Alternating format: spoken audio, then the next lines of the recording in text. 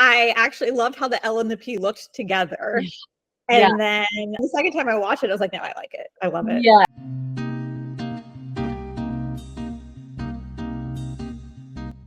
Greetings and welcome back to another case study client branding video. Today's victim is Lily Parr, which is a women's activewear boutique in La Jolla, California, started by a friend of mine and fellow golfer, Kendall Kinsman. And the goal of this brand was really to bring this sense of athleticism, but also femininity and class and sophistication and playfulness to the sports of golf, pickleball, and tennis in a way that was really approachable and felt like it had good staying power. So Kendall had the idea of Lily Parr. She came to us for branding. We were able to pull together what you're going to see next, which is the branding video presentation. This happens on week 3 of the project. This was a mini brand design scope, but what she's actually walking away with, of course, are all of the logo assets, a 1-page brand guideline, so like a branding cheat sheet, and lots of ideas because we couldn't help ourselves when it came to mock-ups. So without further ado, here is the branding presentation video for Lily Parr.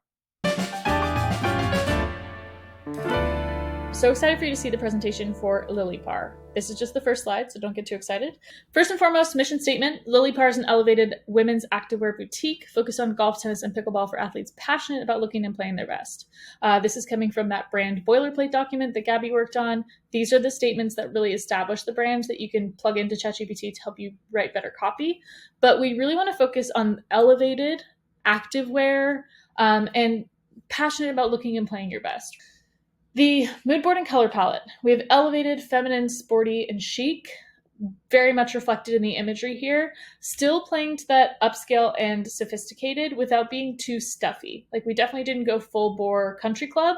We still wanted to be friendly and playful and exciting and modern and all those things, but have that bespoke, that white glove service, that really elevated shopping experience, so that it's not just a Dick's Sporting Good, it's not a pro shop, but it's also not, sorting through the racks at Nordstrom Rack trying to find tennis and golf clothes that are cute and that fit well. For your fonts, we created this font system that hits on a lot of the same adjectives. So inviting, playful, fun, but still elevated and upscale, giving you good variety. So having a serif and matching that with a sans serif gives that established look and a little bit of a throwback style, especially with this tall, skinny serif font that we have as your H1. But these are all Canva fonts, so this will be really easy for you to replicate for social graphics, print design stuff, flyers, banners, postcards, things like that. On your color palette, we have kind of the primary color palette being these greens and blues on the first row, which I think work really well, and you'll see that in a lot of the mock-ups. And then secondary to that, the pinks and the yellows. I was a little cautious about using the hot pink just because that's kind of Lily Pulitzer's signature color, and without causing brand confusion, I'd recommend using that sparingly. The yellow is also becoming a really nice pop for this brand, but you might want to drop in a few accent colors. So I know we dropped the red from the first presentation, but I still really do love this like red-orange color and even this brighter blue, so that you can swap things out seasonally, or you can color code different sections of your site, different sections of your social or your shopping experience. Maybe you want to save it for events or things like that. But you do want to have some flexibility in your brand color palette so that it doesn't feel stale. But you'll see most of the stuff in this presentation staying in that minty green and the emerald green color. Of course, we have your old logo. Some of the things we liked, obviously the green and the consistency of the golf, tennis, pickleball being a pseudo tagline. Here you have activewear boutique. I shifted it slightly to apparel and accessories, so we can talk about the difference of that on the call. But we talked about how the Lily Parr part didn't feel special enough, right? We're lacking some hierarchy. It's feeling a little crowded. It's got some modern elements, but it's just really looking like a lot of letters. And so in the new version, 2 versions, it's a lot more clean. So this is what we're recommending as the new logos for Lily Parr, and here's why. This Lily Parr text is, first of all, super unique. Nobody else has this. It is not a font. This is hand drawn by me with the iPad. And it's really got that staying power that feels really just smooth, upscale. It's unique, it's feminine, it's personal. It's kind of like getting that personal handwritten note. But it's also consistent with a lot of golf and tennis brands. So if you think of like Titleist or Bad Birdie has a script font. I know you were really into having script, and you were also pretty particular about the shapes of the L's and how they balance with each other.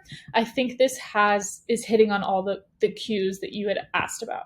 It's still fun, it's casual, it's carefree. I love the motion of the swirly letter P here, giving us that loop.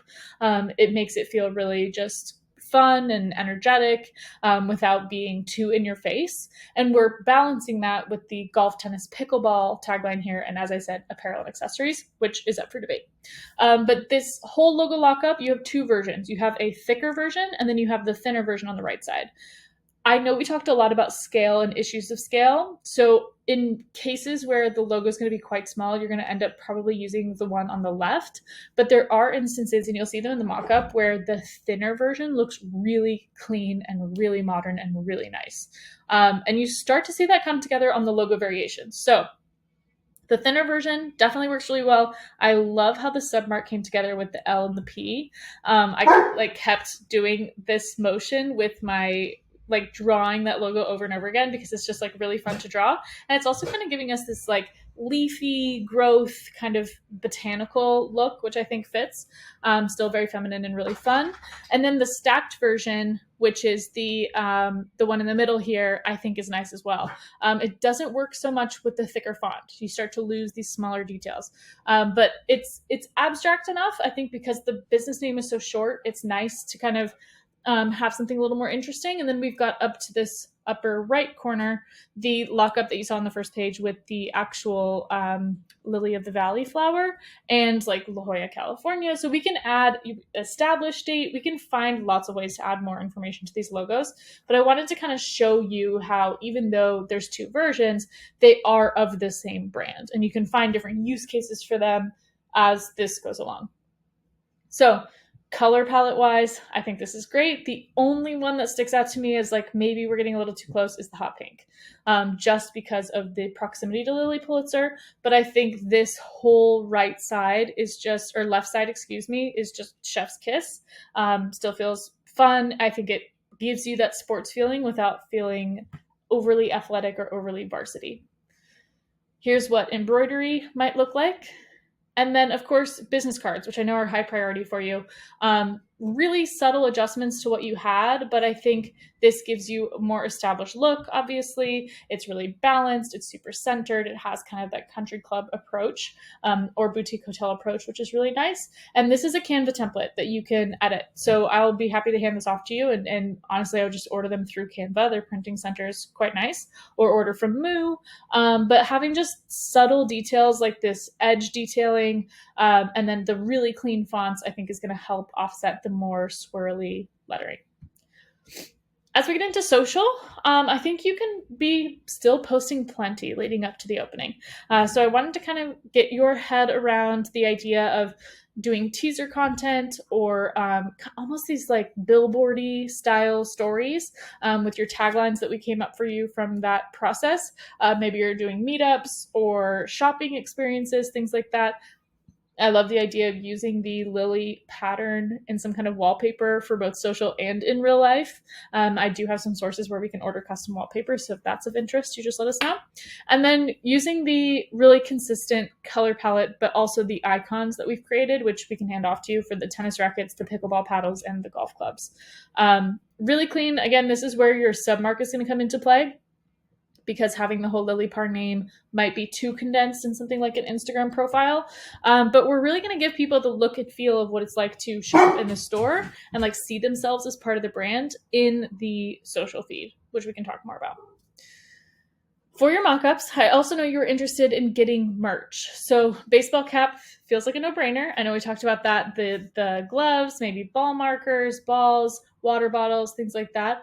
But this mock-up for me really shows how versatile that thin version of the logo is. So on something like the box of the golf balls, it becomes almost like a abstract background element instead of being at the forefront with the logo, which feels really elevated and really unique. And also nice as kind of this oversized print on something like the water bottle, right? Hats, killing it. Again, the only version that causes me a little bit of pause is the pink on pink, just for maybe being a little bit too close to Lily Pulitzer, but if you feel like it's a non-issue, I'll default to you. Whereas I think the submark on the pink hat works just fine. It's super, interesting. I think you could have the Lily Parr name on the back with the social handles or some kind of tagline. And it just kind of gives you that country clubby feel, but in a modern way, which I think is really nice.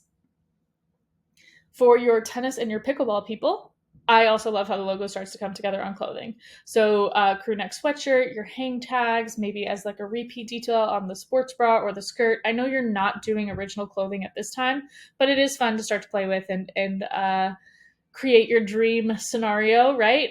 For the tennis balls and the wine bottles and the pickleball paddles. Even if you had a set of 4 just to have as like a photo shoot prop, I think it would be so fun. And then tissue paper, canvas totes, things like that, that can feel like an extension of the brand. I think we have really good consistency between the golf and the court sports.